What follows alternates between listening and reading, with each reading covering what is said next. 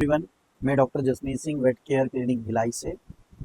जैसे कि बारिश का सीज़न शुरू हो गया, अभी बहुत सारी बीमारियां होने के चांसेस हमारे डॉग्स को बढ़ते हैं। वैसे इनमें एक बहुत इंपॉर्टेंट बीमारी होती है जो पर्टिकुलरली छोटे पपीज़ में होती है, जिसको हम कैनाइन पार्वो वायरस इन्फेक्शन कहते हैं। ये एक वायरस से होने वाली इन्फेक्शन है जो जनरली छोटे पपीज़ में बहुत ही घातक होती है, और पर्टिकुलरली 3 महीने से छोटे पपीज़ में तो ये बहुत ही जानलेवा होती है। इसके फैलने का मुख्य कारण होता है यदि यदि आपका कोई डॉग किसी दूसरे इन्फेक्टेड डॉग के कांटेक्ट से आए, या उसकी फीसिस पॉटी के कांटेक्ट में आए, और इवन ब्रीडिंग एरिया में या ब्रीडर्स के पास अगर कोई एक पार्वो इन्फेक्टेड डॉग है, उस केज में वो रहा हुआ है और उस केज को अच्छे से नहीं क्लीन किया गया है, तो वहाँ से भी इसको इन्फेक्शन आती है। ये वायरस एक डॉग के अंदर एंट्री करने के बाद लगभग 1 हफ्ते के बाद अपने लक्षण दिखाता है, और इसके मेन जो लक्षण होते हैं वो ब्लडी वोमिशन, डायरिया, सीवियर डिहाइड्रेशन होती है।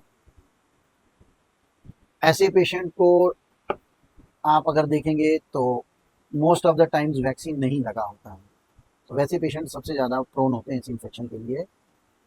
तुरंत उपचार इसका कराएं, नहीं तो ये लाइफ थ्रेटनिंग होता है। इसमें आपको इंट्रावेनस फ्लूइड्स जिसमें glucose as well as electrolytes देने पड़ते हैं, प्लस एंटीबायोटिक्स इन्फेक्शन को कंट्रोल करने के लिए। खा नहीं रहा हो तो उसके लिए मल्टीविटामिन्स, एंटासिड्स, ब्लीडिंग कंट्रोल करने के लिए दवाइयाँ आपको देनी होती हैं।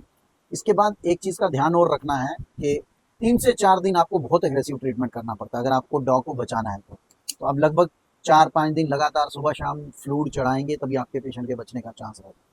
पेशेंट बच गया, रिकवर हो गया, उसके बाद भी आप एक चीज़ का ध्यान रखेंगे कि उस पपी को आप दूसरे पपी के कांटेक्ट में ना आने दें, क्योंकि रिकवरी होने के बाद भी लगभग 3 हफ्ते तक ये वायरस उसकी पॉटी में निकलता रहता है। प्रिवेंशन के लिए इसका मैं यही बात बोलूँगा कि आप वैक्सीनेशन 6 हफ्ते पे जो DHL PPI या कंबाइंड वैक्सीन आता है 9 in 1, 11 in 1 जो भी हो, वो आप यूज़ कर सकते हैं। इन्फेक्टेड एरियाज़ में ना डॉग को लेके जाएं, और जो छोटे पपीज़ हैं उनको आज की डेट में बाहर ज़्यादा ना घुमाएं जब तक उनका बूस्टर डोज वैक्सीनेशन के बाद भी 10 से 15 दिन का टाइम ना जा चुका हो।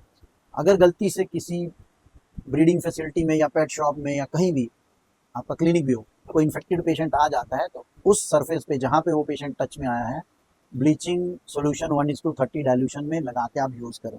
नहीं तो ये वायरस इतना स्ट्रांग है कि अगर कई महीनों तक ये जिंदा रह सकता है बाहर में।